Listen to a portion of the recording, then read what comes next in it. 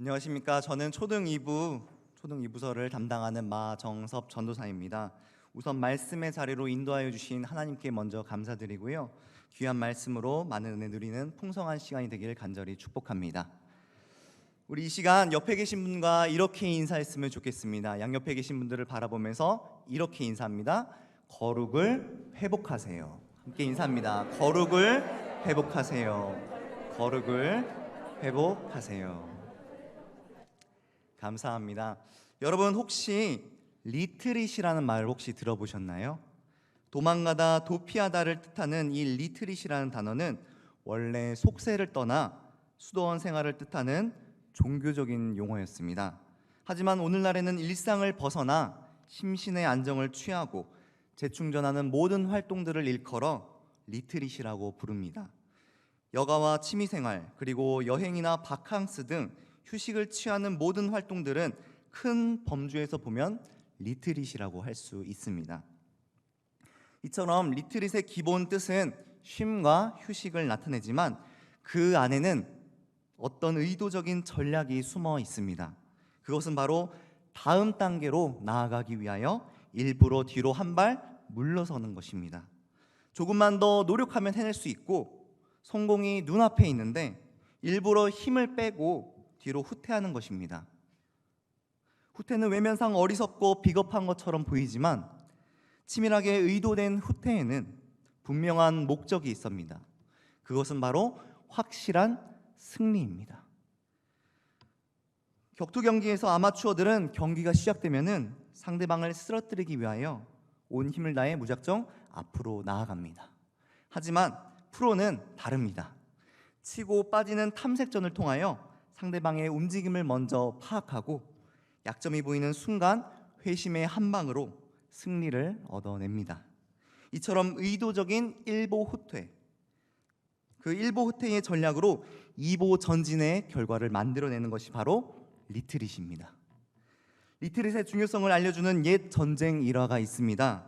전쟁에 참여한 병사들은 사령관의 통솔에 따라 성읍들을 하나씩 점령해 나갔고 마지막 난공불락의 한 성읍만 남겨두고 있었습니다. 이대로 기세를 몰아붙여 그 성읍에 집중 공격을 퍼붓는다면 완벽한 승리는 따놓은 당상이었습니다. 그런데 놀랍게도 사령관이 후임 지휘관에게 이렇게 명령합니다. 전원 부대로 복귀하라. 이 명령을 못마땅하게 여긴 후임 지휘관은 사령관에게 찾아가서 항의하였습니다. 그러나 사령관은 자신의 뜻을 굽히지 않고 후임 지휘관을 타이르며 이렇게 말하였습니다. 자네 말대로 계속해서 이 기세를 몰아붙이면 승리도 확실하고 전쟁도 빨리 끝나겠지. 하지만 적군을 섬멸하는 것도 중요하지만 아군의 피해를 최소화하는 것도 사령관의 임무라네. 승리가 확실해진 이상 조급할 필요가 전혀 없네. 가서 병사들의 태세나 잘 살펴보겠나. 아무리 위급한 상황이 닥쳐와도 초연함을 잃지 않고 지혜로운 결정을 할 수 있는 이 지도자의 타고난 리더십은 예나 지금이나 존중받아야 마땅합니다. 하지만 인간의 상식을 뛰어넘는 하나님의 지혜와 리더십을 믿음의 눈으로 바라보고 또 믿음으로 따라가는 사람들은 과연 이 세상에 얼마나 될까요? 여호수아 5장 말씀에는 가나안 전쟁을 눈앞에 둔 긴박한 상황 속에서 전쟁과는 전혀 무관한 일들이 벌어지고 있습니다. 하나님께서 여호수아와 백성에게 요구하신 리트릿, 이 리트릿의 요구들을 말씀을 통해 함께 살펴보면 좋겠습니다. 먼저 첫 번째 리트릿을 살펴보기 위하여 여호수아 5장 2절과 3절의 말씀을 함께 봉독합니다. 그때에 여호와께서 여호수아에게 이르시되 너는 부싯돌로 칼을 만들어 이스라엘 자손들에게 다시 할례를 행하라 하시매 여호수아가 부싯돌로 칼을 만들어 할례산에서 이스라엘 자손들에게 할례를 행하니라. 하나님께서 요구하신 첫 번째 리트릿은 바로 할례입니다. 출애굽 2세대는 요단강의 기적을 맛보고 약속해 주신 가나안 땅으로 드디어 입성하였습니다. 하지만 가나안 땅에서 그들을 위하여 기다리고 있는 첫 번째의 것은 젖과 꿀이 흐르는 음식이 아니라 바로 수술대였습니다. 이날은 대한민국의 모든 어머님들이 귀한 아들에게 맛있는 돈가스를 먹으러 가자고 유독 다정하게 말씀을 건네는 날, 바로 그날입니다. 이날은 돈가스가 아닌 다른 고기를 도려내는 그날의 충격과 고통은 이루 말할 수 없습니다. 그 기억은 남자아이에게 평생에 남습니다. 큰 전쟁을 앞두고 힘을 비축해도 모자를 파네 왜 하나님께서는 강한 용사의 힘을 무력하게 만드시는 이 할례를 행하라고 명령하셨을까요? 가나안 정복은 단순히 민족 간의 영토 분쟁이 아니라 죄악을 물리치는 하나님의 거룩한 영적 전쟁입니다. 부정한 모든 것을 쓸어내고 하나님 나라를 새롭게 건설하시겠다는 전쟁의 중요한 명분이 바로 거룩입니다.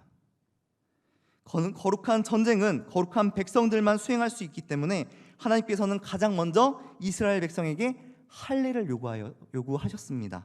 따라서 할례는 거룩한 백성의 정체성을 나타내며 하나님 명령에 철저히 순종하겠다는 일종의 서약입니다. 할례는 육체의 살뿐만 아니라 마음의 살까지도 도려냅니다. 이스라엘 백성의 마음 한켠에는 아직까지 남아있는 애굽에서의 노예의 기질, 그리고 광야에서의 불순종의 본성이 아직도 남아 있습니다. 하지만 하나님께서는 이스라엘에게 남아있는 노예의 기질과 불순종의 마음들을 할례를 통하여서 제거하여 주십니다.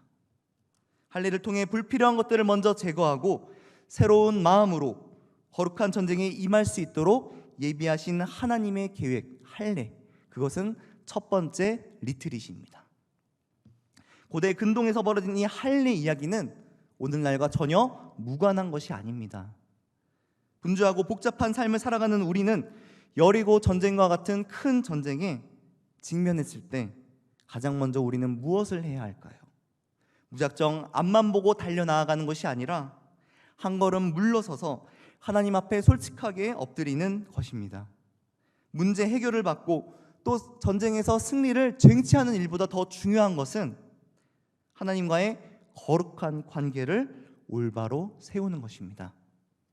세상을 살며 완악해진 나의 마음을 싹둑 잘라내버리고 상한 심령으로 하나님 앞에 솔직하게 엎드리는 그때에 하나님께서 우리 삶에 개입하여 주시고 우리 삶에 하나님의 구원의 역사를 써내려 가실 줄 믿습니다. 이제 하나님께서 이스라엘 백성에게 요구하신 두 번째 리트릿의 말씀을 같이 살펴보겠습니다. 본문 10절과 11절 말씀을 함께 봉독합니다.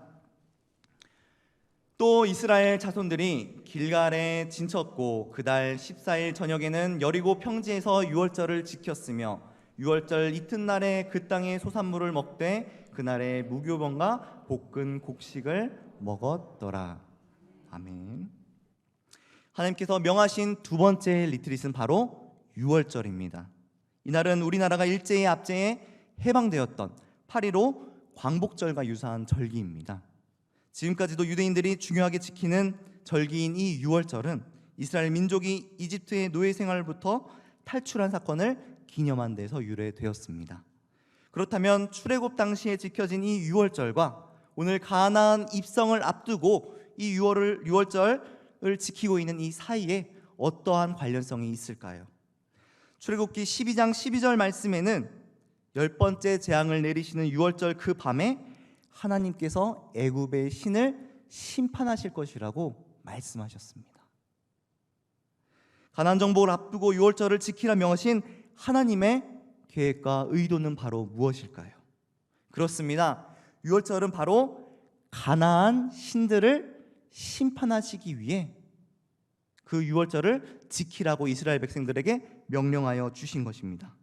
10가지 재앙을 통해 애굽 신들을 무력하게 만드신 그 여호와 하나님께서 다시 한번 가나안 신들 앞에 자신의 권능과 진노를 쏟으시는 그날이 바로 이날입니다. 이날은 무서운 심판과 함께 오직 하나님을 경외하는 사람만이 구원을 받는 그날이 바로 유월절입니다. 자신의 집 문설주에 어린 양의 피를 바른 출애굽 1세대들과 달리 출애굽 2세대들은 어떻게 유월절을 지켰을까요? 유월절은 무교절과 함께 무려 8일 동안 지켜지는 절기로서 딱딱한 빵을 먹으며 볶은 곡식을 먹으며 아무것도 하지 않는 날입니다. 그리고 오직 하나님께 예배만 드리는 날입니다. 중요한 전쟁을 앞두고 칼날을 갈고 영양가 있는 음식도 먹고 전투 태세도 갖춰야 되는데 왜 이스라엘 백성은 하나님께서 명령하신 유월절을 지켜야만 했을까요? 이스라엘 백성은 공격받기 쉬운 무방비 상태였습니다. 가나안의 7 족속들이 힘을 합친다면 하룻밤 만에 진멸당할 위기에 처해 있습니다. 하지만 아무도 거룩한 하나님의 백성을 건드릴 수 없었습니다. 전능하신 여호와 하나님께서 그들과 함께 계셨기 때문입니다. 이스라엘 백성들은 그 존재 자체만으로도 가나안 땅의 모든 왕들과 백성들에게 큰 위협이 됐습니다. 다른 민족에게 없는 하나님을 경외하는 거룩함이 그들의 가장 강력한 무기였습니다. 유월절은 자칫 이스라엘 백성에게 시간 낭비처럼 보일 수 있지만 가나안 주민의 관점에서는 주거 침입과 상습 절도 그리고 이상한 종교 행위를 벌이는 일종의 침략의 시간처럼 보였을 것입니다. 그 땅의 주인인 가나안 주민들뿐만이 아니라 그 가나안 땅의 신들을 조롱하는 시간이 바로 유월절입니다. 유월절의 거룩한 시간이 만들어낸 승자의 여유로움과 패자의 두려움과 걱정, 이 두 가지 극명한 대비는 하나님께서 예비하신 두 번째 리트릿, 유월절이 만들어낸 것입니다. 이제 마지막 리트릿만 남았습니다. 이스라엘 백성에게 요구하신 마지막 세 번째 리트릿, 본문 14절과 15절의 말씀을 다 함께 봉독합니다.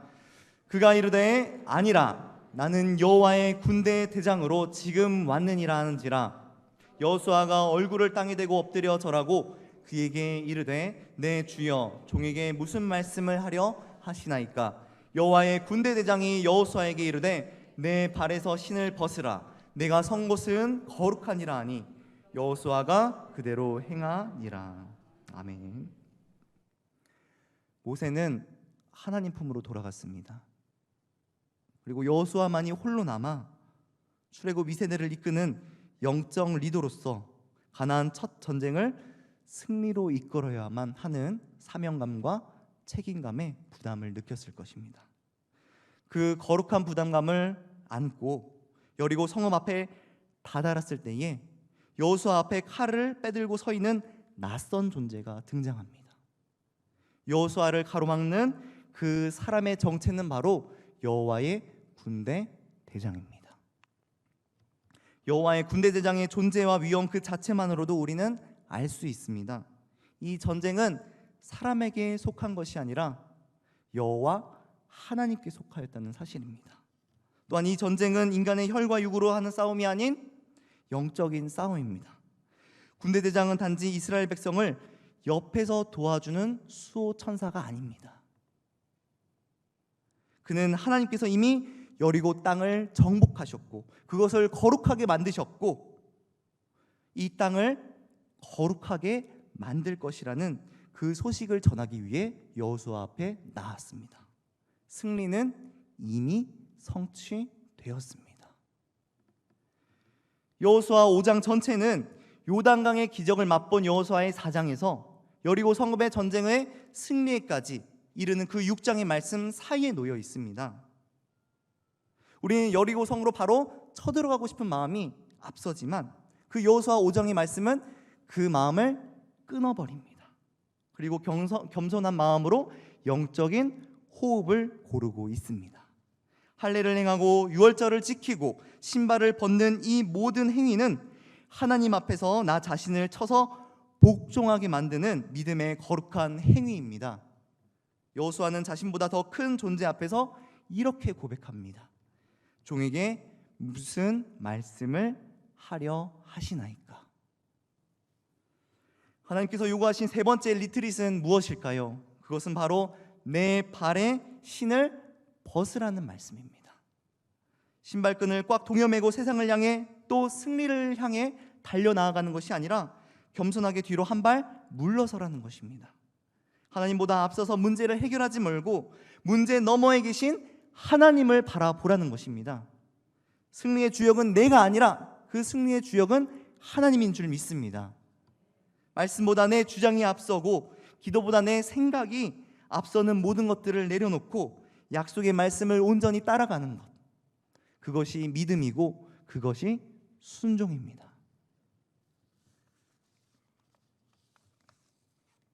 사랑하는 성도 여러분, 코로나의 힘든 시기는 우리의 믿음을 바닥 저변으로 끌어내렸습니다. 코로나의 일상 회복을 이야기하는 엔데믹 시대를 논하는 지금, 우리는 어느 때보다 하나님 앞에 겸손한 마음으로 거룩을 회복하여야 할 줄 믿습니다. 할례와 유월절, 그리고 신발을 벗는 세 가지 리트릿의 목적은 바로 하나님 앞에 올바른 관계를 새롭게 회복하기 위하여 이 세 가지를 우리에게 명령하여 주셨습니다. 하나님과의 관계가 바르지 않다면 우리는 아무것도 할 수가 없습니다.